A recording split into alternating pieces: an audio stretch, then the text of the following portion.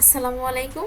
আজকে আমি আপনাদের তৈরি করে দেখাবো মুরগি ও আলুর ঝোল কম তেল মশলায় কিভাবে রান্না করি সেটাই আপনাদের দেখাবো। প্রথমে প্যানের মধ্যে নিয়েছি 2 টেবিল চামচ পরিমাণ সরিষার তেল, নিয়েছি 1/4 কাপ পেঁয়াজ কুচি।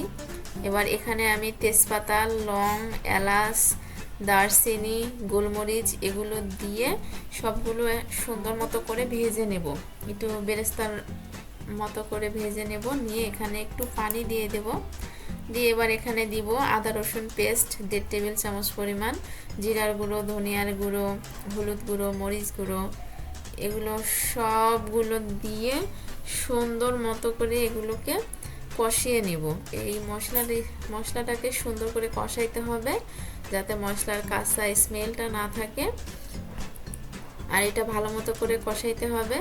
এটা কষানোর উপরই মুরগির টেস্টটা নির্ভর করে। তো এটাকে আমি প্রায় 10 মিনিটের মতো মশলাটাকে কষিয়ে নিয়েছি। 10 মিনিট পরে যখন মশলা থেকে তেলটা ছেড়ে দেবে তখন আগ থেকেই কেটে ধুয়ে রাখা মুরগির টুকরোগুলো আমি এখানে অ্যাড করে দেব।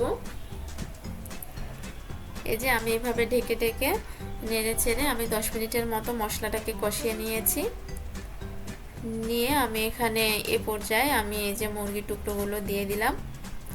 দিয়ে মুরগিগুলোকে আবার প্রায় 20 মিনিটের মতো আমি কষিয়ে নেব। এই মশলার মধ্যেই পানিটা অল্প করে দিয়ে দেব। দিয়ে সুন্দর মতো করে কষিয়ে প্রায় 80% আমি কষাইতেই সেদ্ধ করে নেব। প্লিজ যদি ভিডিওটি ভালো লাগে আমার চ্যানেলটি সাবস্ক্রাইব করে দেবেন, শেয়ার করে অন্যকে দেখার সুযোগ করে দেবেন। তো এ পর্যায়ে আমি চিকেনগুলো দিয়ে নিয়েছি। দিয়ে এটাকে আমি সুন্দর মতো করে কষিয়ে নেব। আর এই কষানোটার উপরে নির্ভর করে আপনার চিকেনটা কতটা টেস্টি হবে। তো আমি এখানে কষিয়ে প্রায় 80% আমি চিকেনটাকে সেদ্ধ করে নেব। নিয়ে আমি যে কতটুকু ঝোল রাখবো সেই পরিমাণ, এখানে আমি প্রায় 2 কাপ পরিমাণ পানি দিয়েছি আমি যে পরিমাণ ঝোলটা রাখতে চাচ্ছিলাম। দিয়ে আমি 10 মিনিটের মতো হাই হিটে রান্না করে নেব।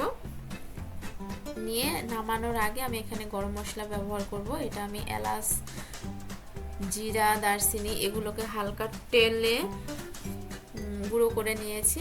এটাই আমার গরম মশলা। এটা আমি দিয়ে এটাকে আমি এখন নামিয়ে নিয়েছি। এটা আমি পরোটার সঙ্গে সার্ভ করেছি। খেতে অসম্ভব মজা হয়েছিল। আপনারাও ট্রাই করবেন, আশা করছি ভালো লাগবে। আসসালামু আলাইকুম।